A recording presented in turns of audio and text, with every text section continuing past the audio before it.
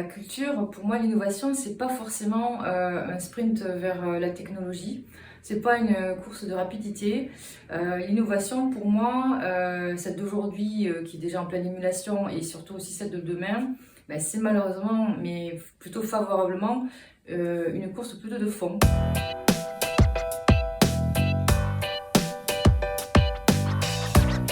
Hélène Charbonnier, directrice de la direction du numérique à l'établissement public du musée d'Orsay et du musée de l'Orangerie, et également professeure associée au Conservatoire national des arts et métiers à Paris.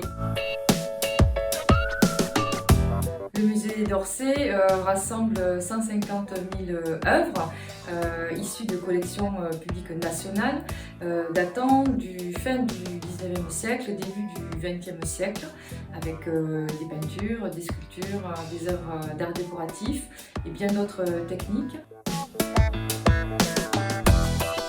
Concernant le musée de l'Orangerie, c'est un petit musée dans un écrin de verdure d'un jardin des Tuileries et qui a été bâti, fondé pour accueillir les Nymphéas de Claude Monet, un grand chef-d'œuvre aussi largement connu. Et ce petit musée abrite aussi une collection qui rassemble des chefs-d'œuvre de Renoir, de Picasso, Modigliani, Matisse et bien d'autres artistes.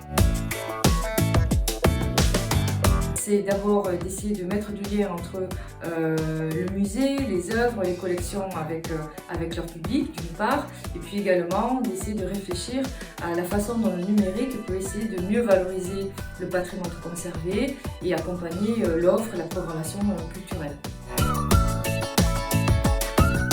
que je trouve le plus motivant dans mon job, c'est justement le fait de pouvoir être partie prenante de cette dynamique de transformation d'établissements publics. Alors la transformation dans le secteur public, à mon sens, c'est pas un but en soi, c'est plutôt une démarche, un processus, un ensemble de méthodes et d'étapes pour essayer de faire avancer le fonctionnement interne de l'établissement dans son système d'information, dans son infrastructure, dans ses moyens de communication employés pour se lier avec son public. Avant les qualités, peut-être une valeur, la fraternité, qui à mon sens est fondatrice des qualités qu'on doit avoir quand on exerce dans le secteur public. Pourquoi ? Parce qu'aujourd'hui, avec la crise sanitaire, la distanciation sociale, les liens entre les hommes se distendent. Et je trouve que c'est important aussi d'inscrire cette valeur de la fraternité au cœur de la mission qu'on exerce au quotidien. Pour moi, le service public incarne la capacité à mettre en œuvre des actions pour faire en sorte que les gens se relient les uns aux autres et fassent des choses ensemble et imaginent des choses ensemble. Alors en tout cas, dans la culture, pour moi, l'innovation, c'est pas forcément un sprint vers la technologie. C'est pas une course de rapidité.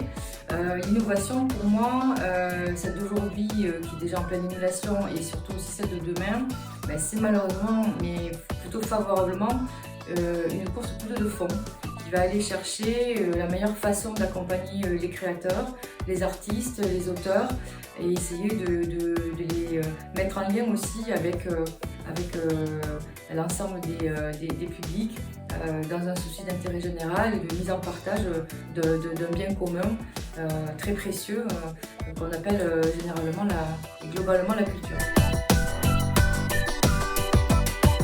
Certainement ce que disait Simone Weil sur la notion d'enracinement, elle disait le besoin le plus important et peut-être le plus méconnu de l'âme humaine, c'est ce besoin d'enracinement. C'est ce qui définit bien les leaders de demain, à mon avis, dans le secteur public. Une culture du doute autant qu'un goût du vrai, une recherche qui à mon avis commence par une bonne connaissance de soi-même pour mieux servir les autres, et puis le goût du terrain, l'écoute des signaux qui viennent de notre environnement, être à l'écoute des besoins des autres au service de missions d'intérêt général.